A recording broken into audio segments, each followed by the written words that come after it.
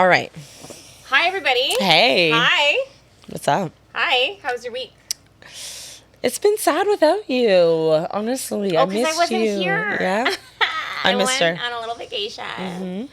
I did. Yeah, but you were texting me more than you've ever texted me in your whole entire life. You guys, tell them how many text messages you woke up to. So what had happened was, first of all, Rebecca is the most unresponsive person you'll ever meet in your life. Like, you know those, there's like these social media posts that say you have to call someone, and if they don't answer, you get $1 million. Call her. What? Call her. She's not answering her phone. She's not texting back. It doesn't matter how urgent the situation is. You will hear from her when she is good and ready and not a moment before. But this last week, I don't know what has been happening. I don't know what's in the water. This bitch is responding. And when my phone lights up and it says Bex, I'm like, oh my God, has hell frozen over? So Saturday night, I had gone to bed, and we're in a group chat, me, her, and two of our other friends. And I was like, okay, I'm going to bed. I gave you your Real Housewives tagline. Yep. We all have our own Real Housewives tagline. I gave her tagline. So yeah, it is. Yeah, yours is so it's really good. Yeah. I gave her tagline, and then I went to bed. And when I woke up, I had 629 text messages from that group chat, which is just diabolical. It was a lot. It was like from 2 a.m. until like 6 a.m. You guys were doing a lot of texting. But I woke up the next day and read through it, and it felt like I was reading the paper. They talked politics, they talked sex, dating, relationships, friendship. Like, they spanned every single topic you could ever imagine. Yeah. So good for you. I'm thinking really about some really funny moments from that chat, and that was a good one. Does he live in Ghana? Just such random. You just never know where the group chat's gonna go. But yeah, last week I was in Guyana. How was it? It was. I didn't get emotional until. So the reason why it was an emotional trip is because in the last 5 years, 2020 I lost my brother. 2023 I lost my granny. Maybe a month ago I lost my nephew, and my dad has not been back home in 35 years. Wow. So this was a really big homecoming. I've never been back. Like, I've never visited Guyana before. I've spent my whole life listening to my dad talk about Middle Street. So he's from a street called Middle Street on the West Bank. Is it in the middle of the road?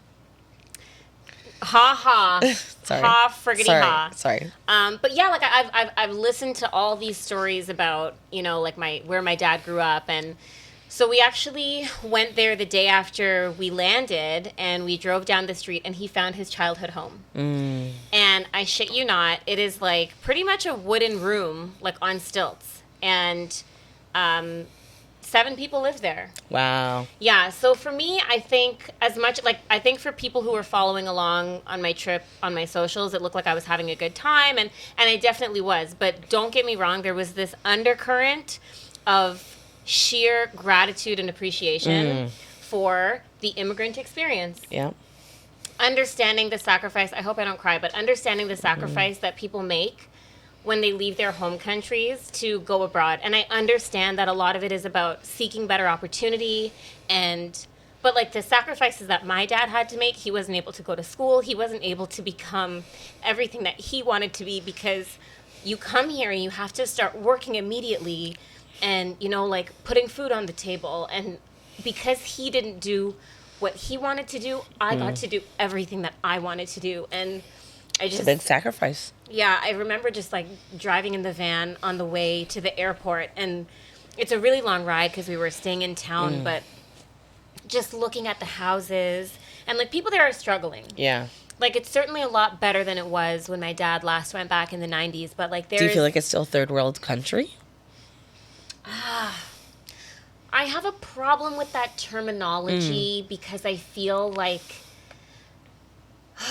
everything is compared. Like, I think for people who live in the West, we look at countries that are not our Western countries and automatically assume that these people are living in squalor. But if you think about the richness of these countries, like Guyana has beautiful rainforests. They have an abundance of oil. That's why there's a huge fight right now to everywhere you went, you saw this slogan, Essequibo belongs to Guyana. Essequibo belongs to Guyana. One Guyana. Because there's so many countries that are trying to get their hands on the oil there. Yeah.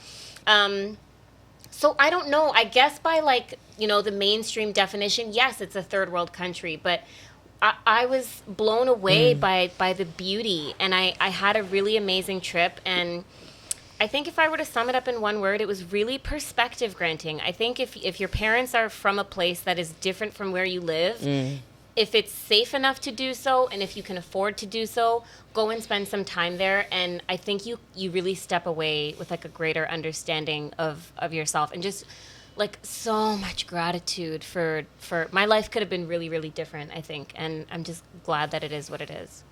We're lucky. We're very lucky.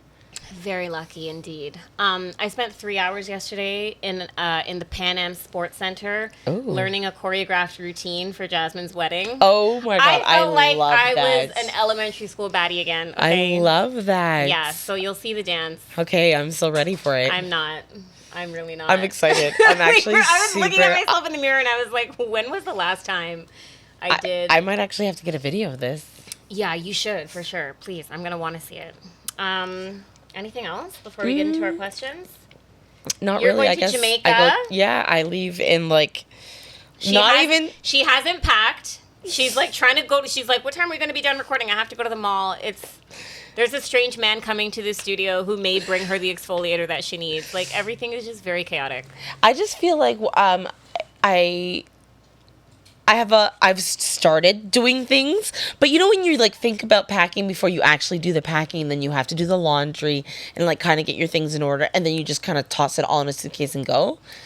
I'm under the gun kind of person, so. Okay, so that's what we call a fourth quarter player. Yeah. Okay, yeah, I'm just thinking about when we went to Trinidad last year. I remember coming to your house, God. and I had my luggage all neat and tidy, and then she was. I didn't have my Monday she wear. She was throwing her body onto the luggage to try and get it zipped up. We had to stop at her sister-in-law's house to pick up it was just ridiculously chaotic. So I'm personally very happy to not be. But did we make the flight?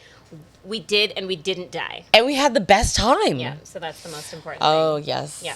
Okay, let's start with some questions. You're up first, girl. All right. So, let me see. Question number 1. In dating, what types of differences make you incompatible? Oh my God. I think if you are a woman. Yeah. And you are dating in your 30s, I feel like we constantly receive messages to become a little bit more open-minded and tolerant of the men that are out there.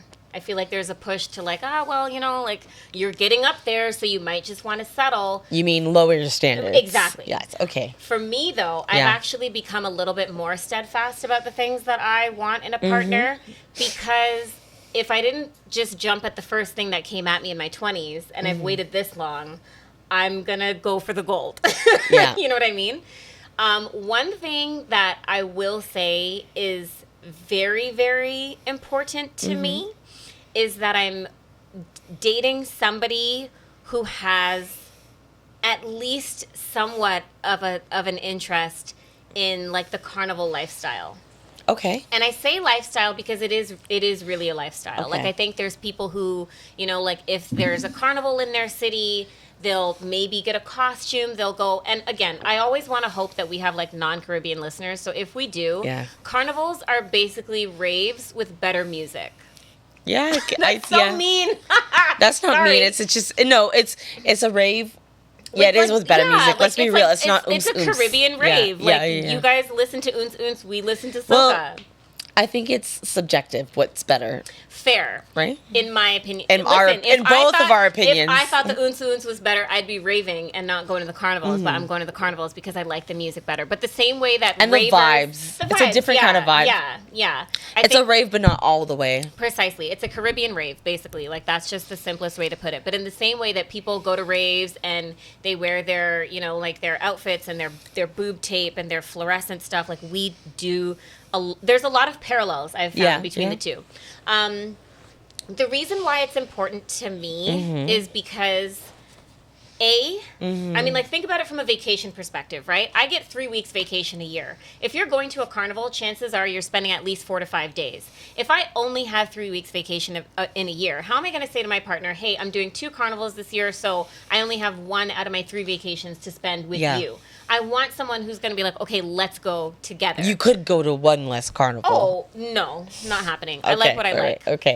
Secondly, it is a huge financial investment. If I'm paying $4,000 at least, to go to a carnival, I don't want to do that behind my partner's back. Carnival's expensive. Yeah, like if my partner came to me and said, hey, I'm spending $7,000 on this golf club or whatever, I'd be pretty ticked off because it's not like a mutual interest that we share. And I feel like when you're dealing with like just joint resources in general, certain purchases need to be made under the agreement that like this is something that's going to be mutually beneficial. And then just like the day to day, I guess, like if we say, okay, we're going on a date, let's go dinner and dancing. Are we going to like a jazz club or are we going to a fete? Like you know what I mean? And nothing against but a jazz club would be fun every now and again. It would be fun. But I also want to know that if I want to go to a fete, which you're not going to be uncomfortable and you'll be fun. Non-Caribbean listeners is basically like a rave inside of a club with soca music, basically.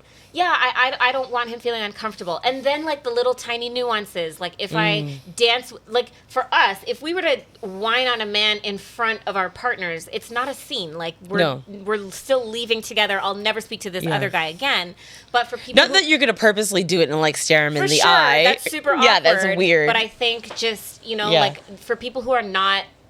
familiar or not comfortable with it, it can be a bit of a culture shock. So for me, it's really important that I'm with somebody that's in the culture, that understands the culture, and that appreciates it. Yeah. You asked about differences, and here I am talking about like the one similarity that I need, but you get it. Incompatibility, you mean? Okay, yeah, there you go. What's yours? I think if we're not on the same wavelength, which is a very general, I think, like answer. What wavelength? But when I say on the wavelength, there's components to it. So I dated a guy who was in his like mid 40s and I was in my late 20s. Was this the guy with the dog business that made no money who he had to patch the tire on the way to the date? Not that guy. It was a different. If you haven't I didn't go on a second date. If you haven't listened to last week's episode where she tells the story about the guy whose car smelled like dog and they needed to stop at Canadian Tire because he needed to patch his tire. It didn't get paid. He didn't get paid for the business because the dogs wouldn't do the tricks. The dogs wouldn't do the tricks. Oh my God. Yeah. Ridiculous. Yeah. Okay. So when wavelength. Yeah. Okay. So, like, I dated a guy who was in his 40s, and I feel like if I were to have him hang out with my friends, I don't know how seamlessly he would have worked. He might have thought, we were weird, or they would have thought he was weird. He was a bit weird. What was weird about him? I feel like he was just at a different stage of his life, and because he was older. Yeah, but my partner right now is older, and he blends in, I think like, pretty okay, so maybe it was just a different stage of life. So like we were both in different stages of our life. Like I was just starting my career. He was really deep into his career and like looking for kids. I think I know exactly which ex this is. We're not going to get into that story because that's a long story. But so that's one thing. I also feel like if I can't have a conversation with you, like if I wouldn't say stupid is the right way of describing it. She means like stupid. But if you're dumb, if you're an airhead, she's not. I've seen this in real time before. Like that's exactly what she means. It's a tough one. If I have to like explain things, dumb things down, define things. It's tough. It's just tough because you want somebody who's going to challenge you. You want somebody who's going to push you to be a better version of yourself. And if they have more work that they need to do on themselves and their personality, it's going to be you feeding into their development more than it being like 50-50 or them feeding into your development. And I think if you want to like better yourself, you want somebody who's on the same wavelength or better. Wavelength. That's, yeah. wavelength. Yeah. We should change the name of this podcast to wavelength. I'm just saying, like, I think those are, and I think just somebody who's just a wet blanket. Like, nobody wants to be around somebody who's like arrogant and doesn't always want to, always argumentative, and like that's never their fault and blah. Like, I'd rather just be alone and take myself on dates. That's a mood. Than I'd rather like just be with you. I'd rather be on my own wavelength.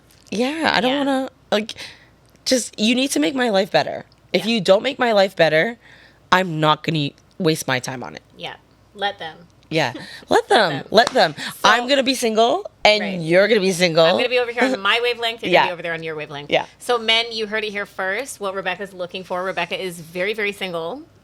And we are looking for potential suitors. We should do like a live dating show or something. Oh my God, applicants? Are we gonna take applicants? You know what? There's a thing that I'm sorry I keep scratching my leg. I have mosquito bites from this. It's my so trip. bad. It's disturbing. Like, it's crazy. My legs I look like a cheetah. There's a show where they do they have blindfolds on and they're on a stage. I think it's called the Up and Down dating show or something. So you have the woman and the man here. I think they probably do gay couples as well. But they ask a bunch of questions and then each person answers, and then they take off their blindfold and they look at the person they've been getting to know. Yeah. And you have to put a hand up if you like the person. I feel like you'd be great for that. You know what's my jam? Pop the balloon. Oh my God. I love Pop the Balloon. I love Yo, when you guys all get rejected. When you hear the pop, pop, pop, pop, pop. When they all go at the same time. And they make a beat sometimes. They make a beat. Yeah. It's really good. Yeah. It's a really... Love Pop. I missed the Netflix one. I gotta watch it. Is there a Netflix one? Yes, they did one with Yvonne Orji. No. And yes. Who's Yvonne Orji? Nope, just Yvonne, not Ivana. I never said that. Oh, okay. Yvonne Orji. Yvonne Orji. She was in Insecure. Oh, okay. She was Issa Rae's best friend. I thought you were actually she's maybe a porn star when you said her last name was Orji. Okay, ready to go on to the next question? That's so dumb. Sorry. Moving along. Yeah, okay. Questione number 2. Yeah. What is something that seemed terrible at first but turned out amazing? Oh my gosh. I feel like most tough things. I think that's a super general answer, but I feel like life is full of very tough moments that really suck.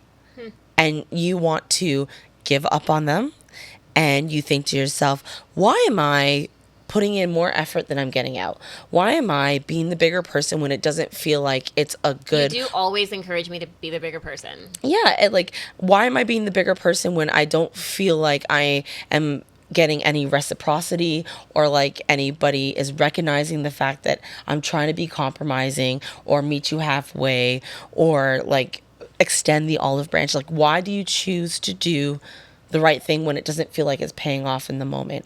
And I feel like in all of those instances, it feels like it sucks. You don't want to do it. You don't want to participate in it, and you want to sink to the level of whatever the situation is. But I think if you are actually true to your own spirit and what you want to say that you are proud of at the end of the day, being true to those things and those values in the darkest and toughest times, I think brings the most value, because you can say that no matter what, you did your best. You did what was important to you. You can be satisfied with the life that you led, and you can be proud of it. And I feel like in those moments when it's really, really tough and it feels like you don't want to do it and you do not see the light at the end of the tunnel, I think realizing that you're not doing it for somebody else, you're doing it so that you stay true to your own spirit, there's a lot of value in that. So would you say that your answer is being the bigger person is something that sucks? It's not just about being the bigger person, though. I think it's about trying to do the right thing. Oh, doing the right thing. It's about but being the bigger person kind of falls under the umbrella of that. Okay. Knowing that you are doing what's the kind and right thing. Yeah, no. No, not that, and you know what, I will say, you have really opened my eyes to the importance of, I think, prioritizing, merit and ethics. But I don't feel like people are out in these streets worthy of forgiveness. And like, I remember us talking about a common enemy that we share, and you saying like, like, I would invite this person to my birthday, and I was like, why would you do that? I think you are just you're ready to forgive people, and I know that we're supposed to forgive everybody, but I don't know. I don't feel like everybody is worthy. And there's also that saying. I think it's, what is it? Holding on to anger is like holding on to a hot coal and expecting it to burn the other person. Yeah. It's not necessarily wishing ill of another person, but if Yeah. you wrong me, you're not owed my forgiveness. Like, no matter how much time has passed, like the amount of people, men especially, who did me wrong earlier in life, that come back. And they're like, hey, like, they I really, always come back. They always. come That back. is the one thing I have learned Yeah, they as a always come woman. You know what? Just when you think they'll never come back, somehow, and you're like, Yeah. I thought you were dead. Yeah. Like, what happened? Who was I talking to the other day? I don't know if I was talking to someone or Yeah. reading something on Reddit or Twitter Yeah. or somewhere, but oh no, I remember exactly who it was. I'm not going to say her name because it's not my business to do that, but she said that one of her ex-partners was getting married and texted her after like years of not speaking saying, "You're just going to let me get married?" Like, imagine What? being the fiance to this like prick. This pickle dick prick. But this is the sea of Toronto men. This Yeah. is what, and this is why I have a hard time dating. Because, like, honestly, what in the world? These Yeah. men, they're Yeah. so bad. Yeah, they are. Okay, sorry, but back to your answer. Yeah, so my answer for Toughest. this, certainly not being the bigger person and doing the right thing, but I think that the concept of like getting an education and having to work until you're 65 sucked Yes. at first. Like when I was in grade 5, I was like, yo, I have like 57 more years of this, or however old you are It's in a grade 5. lot. It's very scary. But Yeah. when I was in grade 8, I had this pivotal moment where my grade 8 teacher, Miss Pereira, who I'm still in touch with to this day, Yeah. she pulled me aside and she was like, listen, I feel like I see some strong leadership skills in you, and I want you to read this book and just sit with it. And I was like, okay, cool. And she gave me a book called The 7 Habits of Highly Effective Teens. I can't remember if it was Sean Covey or Stephen Covey that wrote it. Their father and son, one of them wrote 7 Habits of Highly Effective Teens, one of them wrote 7 Habits of Highly Effective People. And I read that book and I took it very seriously because I feel like that was the first time anybody had ever expressed to me that I had potential. Yeah. Right? It's a big deal. And yeah, and so I journaled about it. Like I took notes on the book. I remember one of the rules was like, one of the habits was to be proactive. And it was perfect timing because I was just about to go into high school. And right around that time, you get to start choosing electives. And I started to have more say in what I was learning. And I took that. I was like, okay, maybe if I don't want to do this, I can do drama. And I realized that I loved theater. And then you go into university and you really, like, I remember flipping through that catalog of electives and courses and thinking, I was really intrigued. Like, I wanted to learn all of this stuff. Did you know what programming you were going to do immediately? So funny enough, when I left high school, I knew that I wanted to be a writer. Okay. But I was too afraid. I've always said sometimes we're more afraid of success than failure because failure is so easy. Failure is just, I tried, it didn't work, meh. But success is constantly having to pivot. It's having to like wake up and try again. That didn't work. What do I need to Showing do now? up. Let me try. It's showing up Yeah. and like not giving up. It is, you have to be relentless in your pursuit of success. Whereas failure, it's just one done and I tried it. So I did history for 2 years, and I remember having a conversation with my aunt, and she was like, okay, so can I ask you something? Because she knew that I wanted to be a writer. She's like, when you finish history, what are you going to do? And I remember saying very quietly, I was like, I don't know. Maybe I'll work in a museum or a library. And she asked me this question, and it changed my life.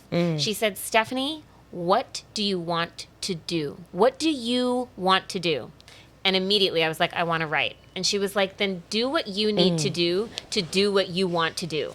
And I was like, That's good okay, advice. drag me. And I switched into the journalism program, and I thought that it was going to be this convoluted process. It was literally like submitting some forms online and switching into the program. And then I switched into journalism, and I remember that first day sitting in the class and just hearing Professor Jeffrey Dvorkin say to me, Welcome to Journalism AO1.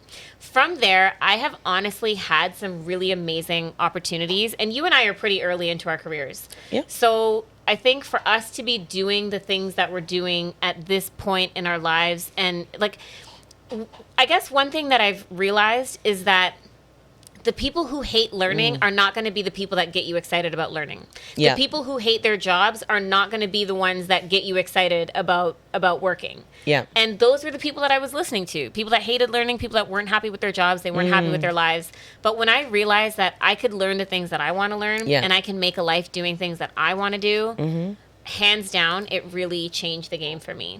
And I'm glad that I stuck with it. Yeah, you know what? Actually, going to school was going to be my second answer, because in the moment it seemed like it sucked. I was like, why am I doing this? Why am I? And you have to pay for school. Like, yeah, what? like, That's why crazy. are we going through this whole? Yeah, like, what is this? Especially because it's like, it's tough. It's not It's easy. hard. Yeah. Like, yeah. you have to be I had dedicated. to do math. Yeah. Why did so in math, which is so stupid, they made me take, so even though you get to choose your electives, whatever, University of Toronto has something called the breadth requirement. And the breadth requirement is where you have to get, I believe, 2.5 or 5 credits in all of these different fields. So you have to have a science credit. You have to have a math credit.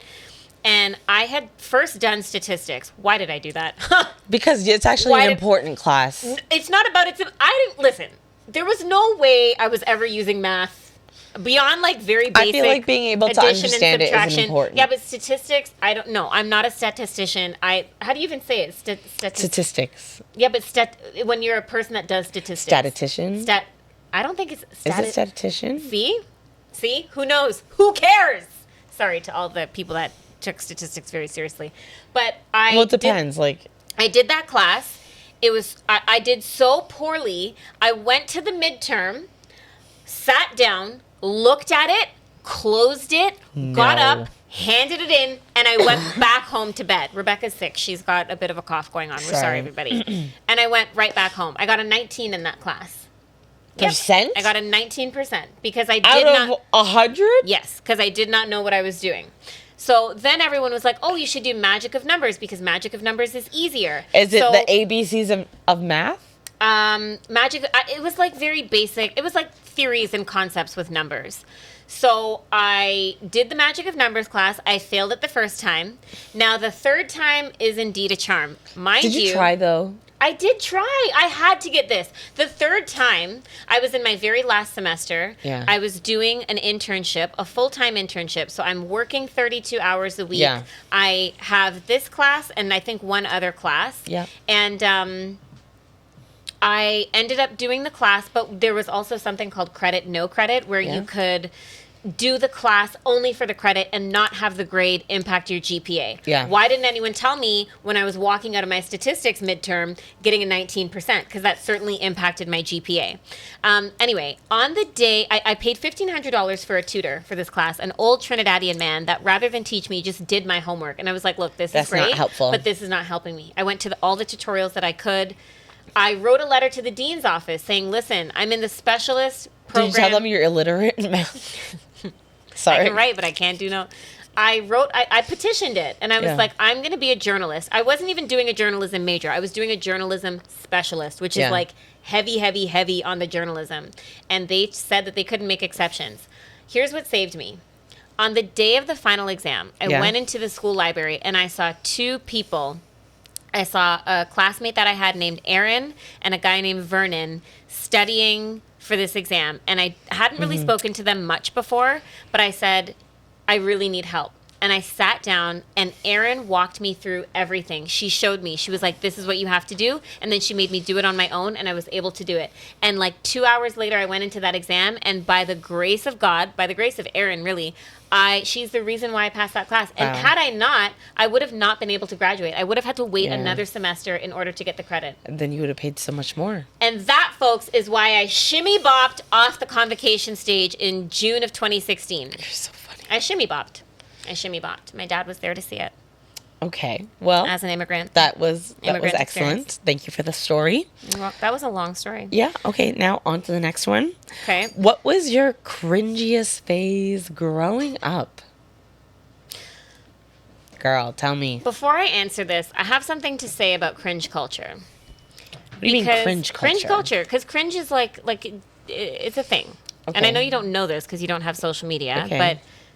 but as somebody who I show up a lot on social media, I'm very active, I'm very vulnerable, I'm very raw, very honest. I'm probably what a lot of people would consider an oversharer. Yeah. I've shared the experiences that I've had with co-parenting. I've shared the experiences that I've had being a mom. I've shared my experiences navigating the court system with my daughter's dad, lessons that I've learned throughout my career. Oh, I thought you were going to say something about the court. No, but not a criminal court system.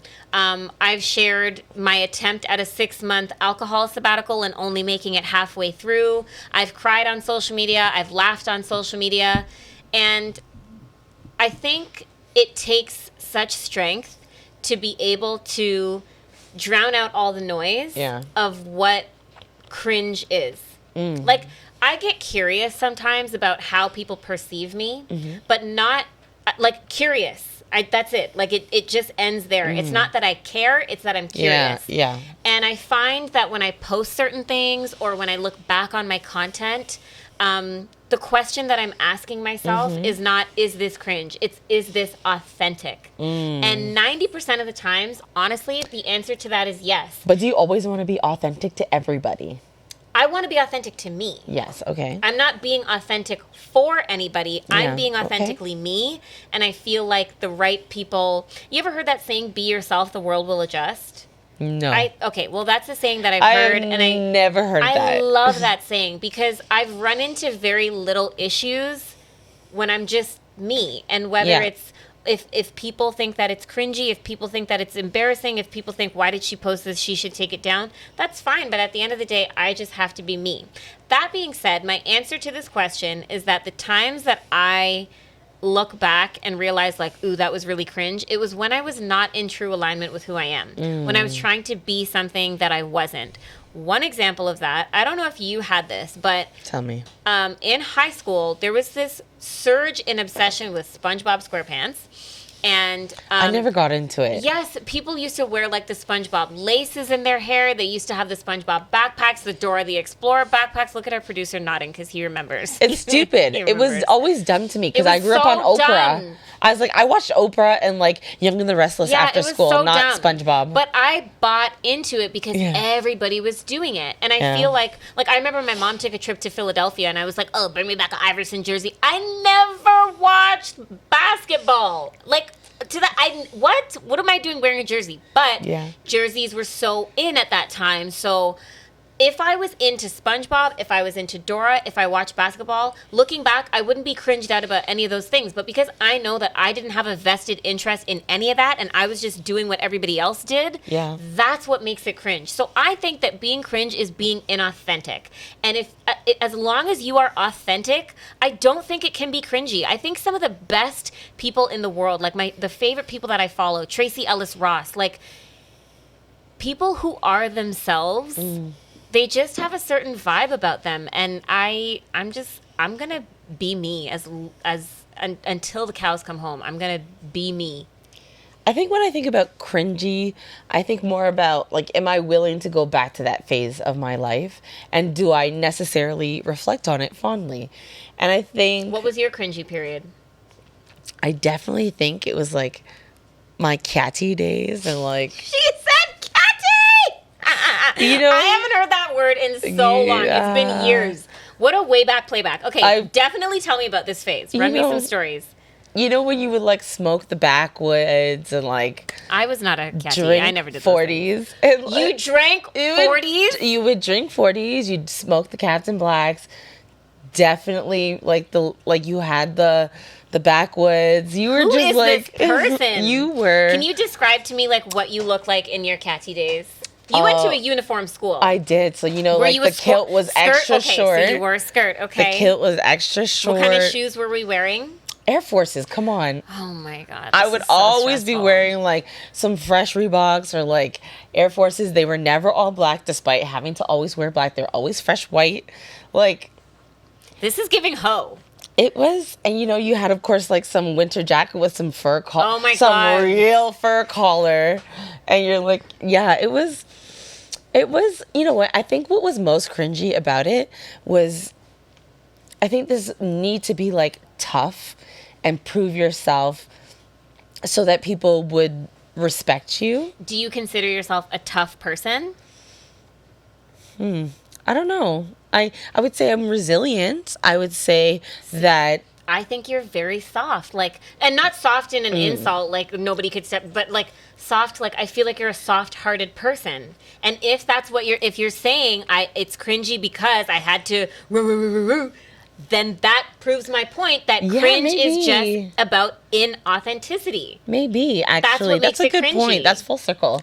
No, because I really thought about this, like, and like also you and I always talk about like just being mixed. Yeah. When I went through my phase of like really, I think shying away from my blackness and like leaning into like, yeah, rock, and yeah. I don't know why that's my rock voice. Okay.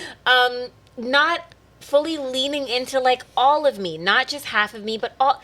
And I think that's what life is. It's just refining the act of being yourself. Yeah. And I heard this thing one time that said, like, maybe the whole point of life is to unlearn all of the stuff that we've learned and come back to ourselves. Yeah. You know, like, we're born one way, we're born to be whoever it is that we are, but we get these messages from society and from media and from men.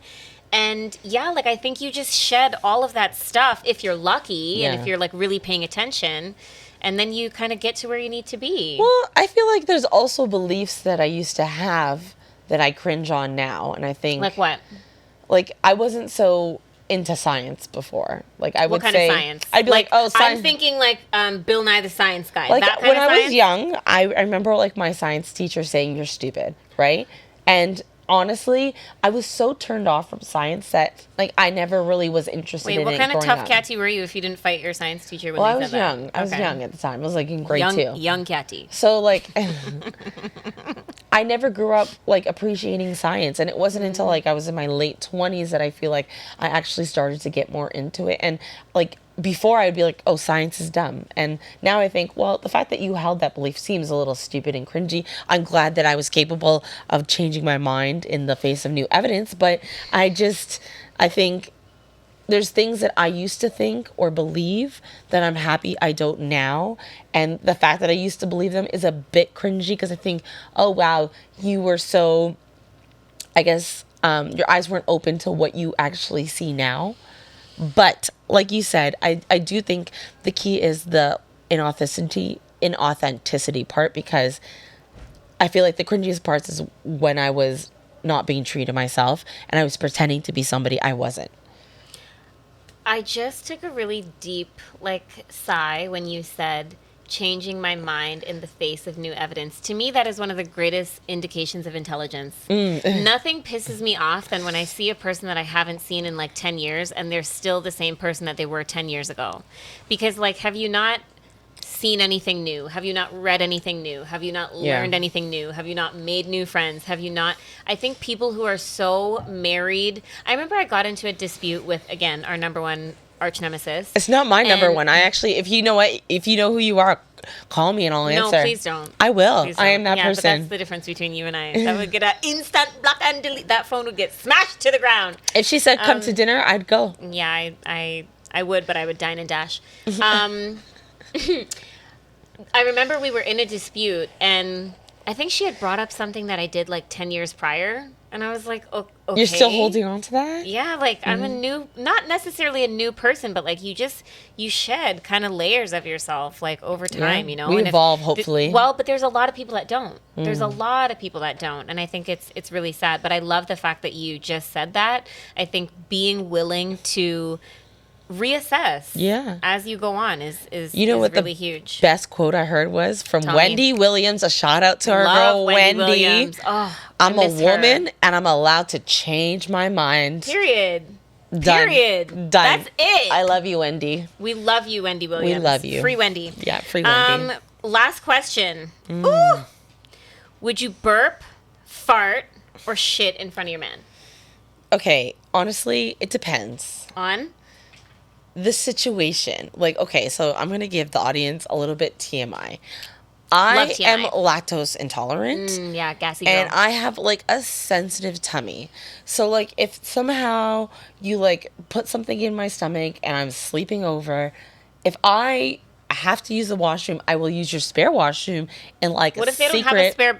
Hold on. I'll run the tap. Oh yeah. Like I'm a run the tap you person. pack the poopery in your bag. Do you pack pooper in your bag? It depends on the situation. If I know I'm going out to some place that I don't know diabolical. what's on the menu and like your girl wants to get like wild with it, you know, you can Wild also with what? With food? yeah, with the food.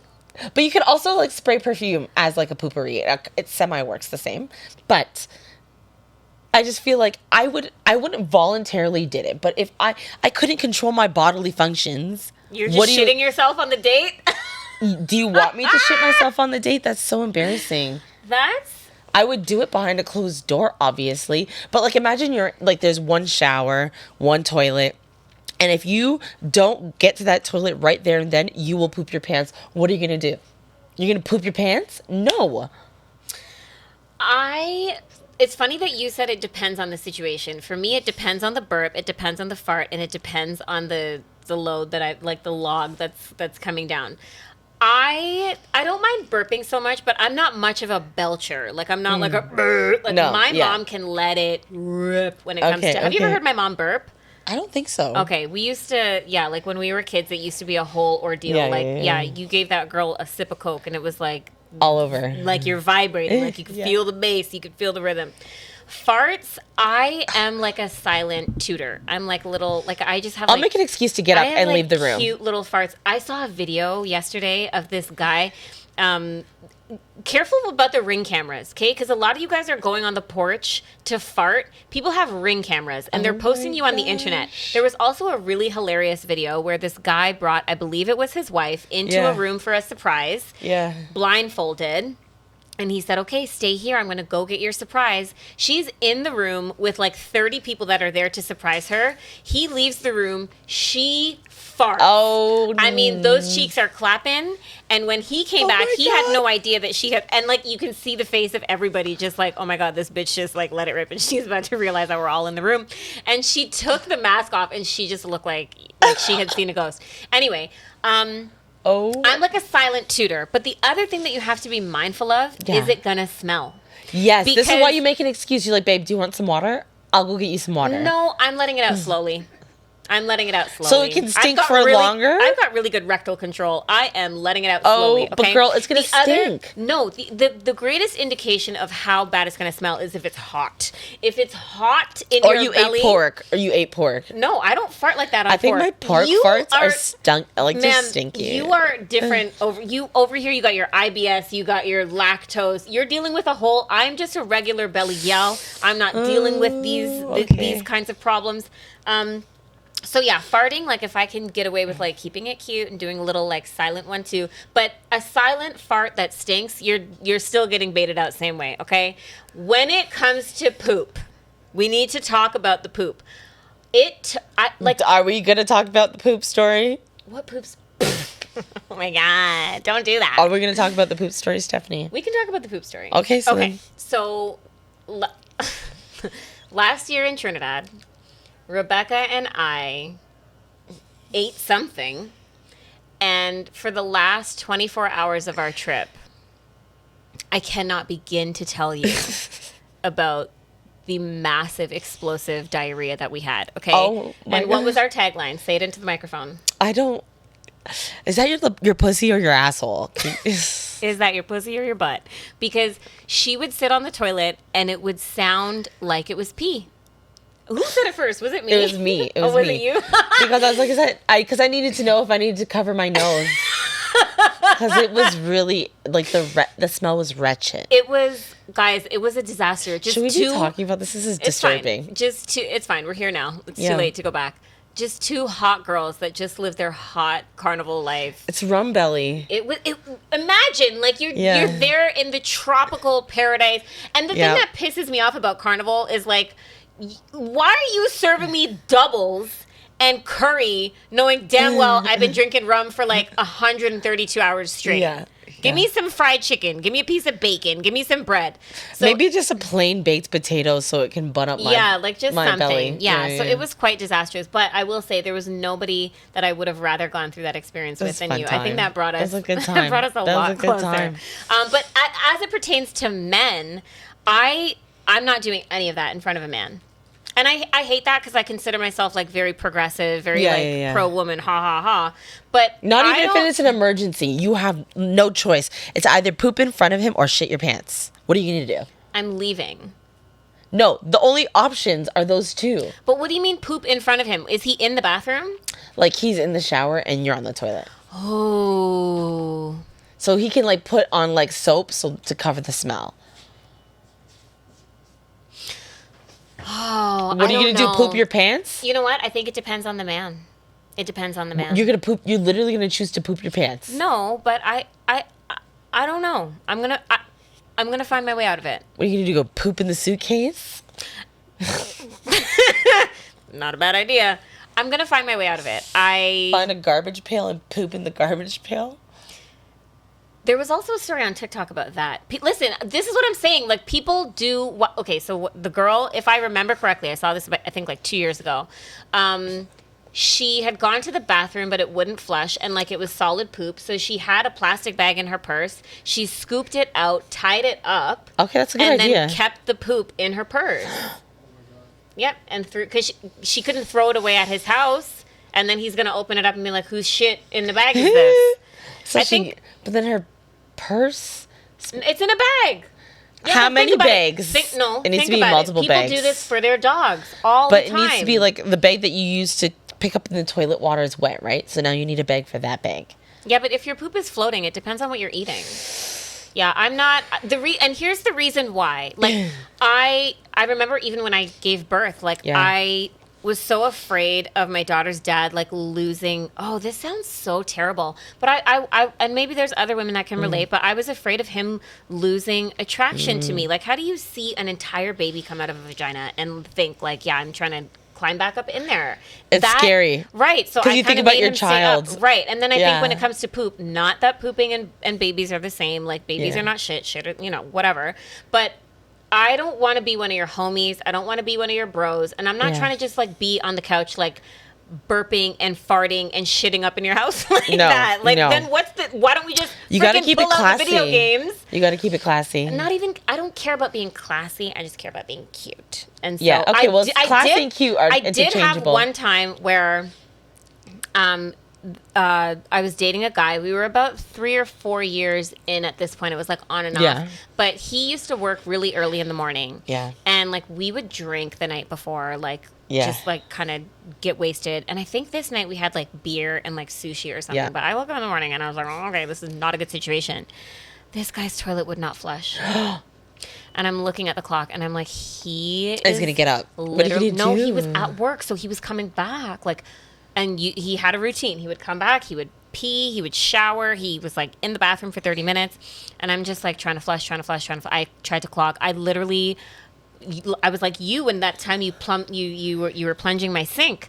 I fixed it. He came home and I had the door and I was just standing in front of the door and I was like, this might be the end of us. And he's like, what do you mean? And I was like, look, I did what I needed to do and it's not flushing.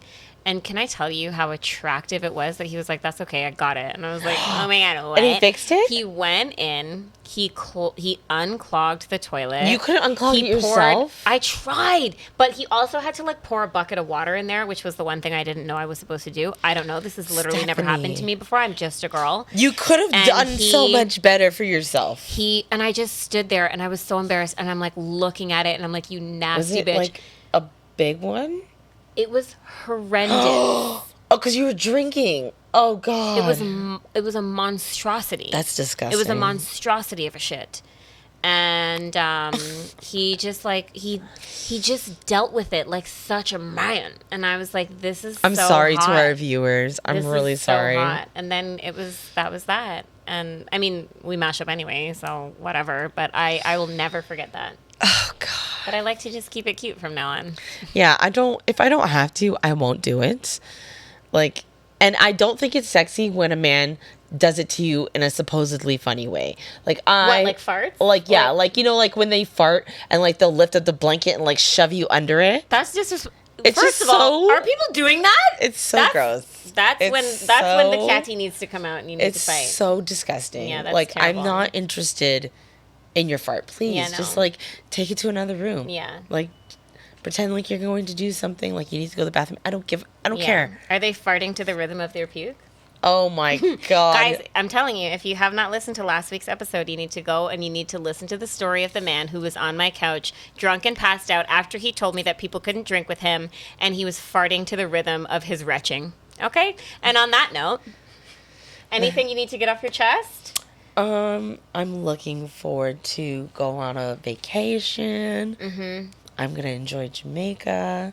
Summer's just around the corner, and we're almost all the way booked, but a couple of weekends. Yeah, we're pretty booked and busy. and We say that as if there's some sort of invitation, like get it while it's hot. yeah, no, You want to seriously. invite us? Like what's the No, point? no, like July. Yeah, like July. It's really just a couple of weekends in July that we have open. I don't have anything open. I have plans right through. July?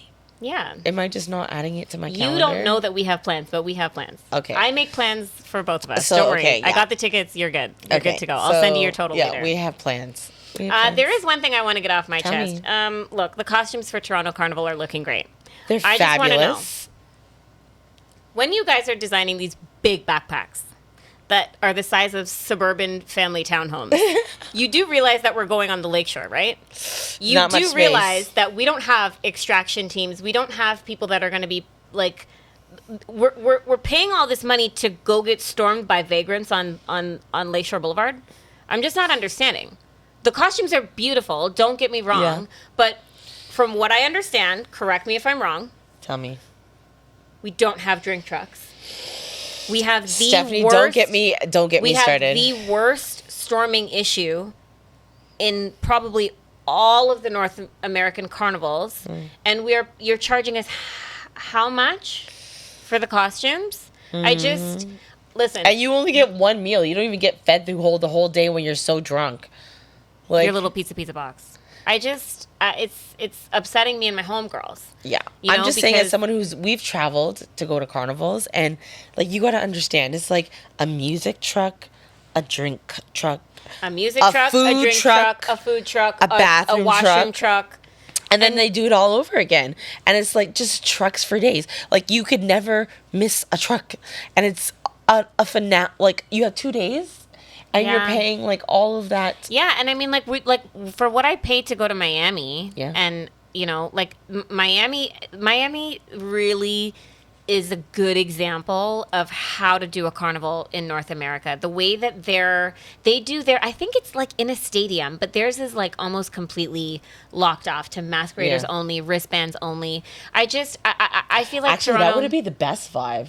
It Because is. it's just other masqueraders. It is. It is. Like I just Yeah. my heart really aches for Toronto Carnival because we have so much potential. Yeah. We have so many people that are Could be doing amazing such time. amazing things in this city to push the culture forward. I don't know if it's that we don't have the funding. I don't know if it's that we don't have the infrastructure, but my heart just aches because I want this to be so much better than it is, Yeah. and it's just like I can see that it's lost its value. Like the prices keep hasn't- on going up. It hasn't lost its value. That parade still I'm not brings saying in in like general. tens of millions of dollars. I think in its entire duration, I hope I'm not Yeah. wrong when I say this, Yeah. but I believe since it started, it's brought in about $400 million What for I'm the city saying, of Toronto. not that it's lost its value in a parade. Oh, like but it's masqueraders are yes. not getting their money's Like worth. it's as a masquerader, I think to myself, do I want to go to Toronto and spend like at least $1,000 to $1,500 on a decent costume that I enjoy? Yeah. Or would I just rather travel somewhere else and do it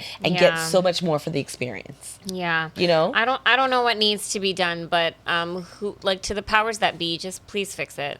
Fix it, Jesus. I know, because I really would love to play, but I really like. I'm not. First off, I'm not trying to go to Grenada tired.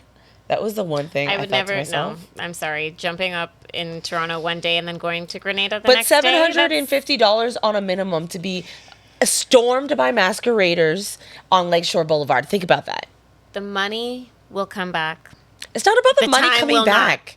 follow me for more tips. Oh, can we share our tips and tricks? Okay, so Tips and tricks? So for Grenada. Oh, yes. So we're going to Spice Mass in Grenada. Yes. Yay, round of applause for Spice Mass, everybody. Woohoo, woohoo. The whole audience learned is the clapping. history. It's crazy. Yeah, Everyone's going, yeah. guys, calm down, calm down. Yeah. So we're going to Spice Mass. Yeah. And there is, again, for our non-Caribbean listeners, because I know this podcast is banging with all the whites, there are different tiers of costumes, and we are frontline baddies, obviously. I'm so excited. But like what? And so it comes with like a big backpack, and while the big Yes. backpack is beautiful, it gets very heavy to carry around all day. It's a lot. And it's a lot. Like you have to carry it. It hurts your shoulders. You can't have two people with big backpacks beside each other. You can't it's wind not back functional. on men. Not that anybody is going to do any No. of that. No No. way. We are Christians.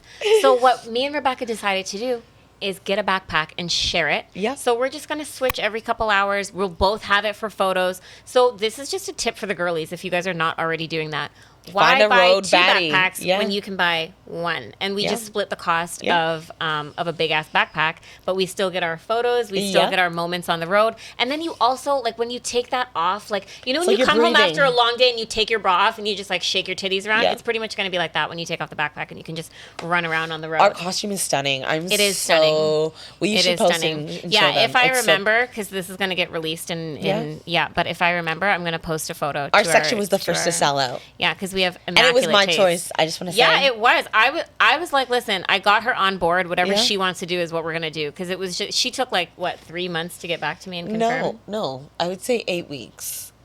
Okay, so 2 months. Please, seriously, somebody didn't go to statistics. Somebody didn't do the magic of numbers course.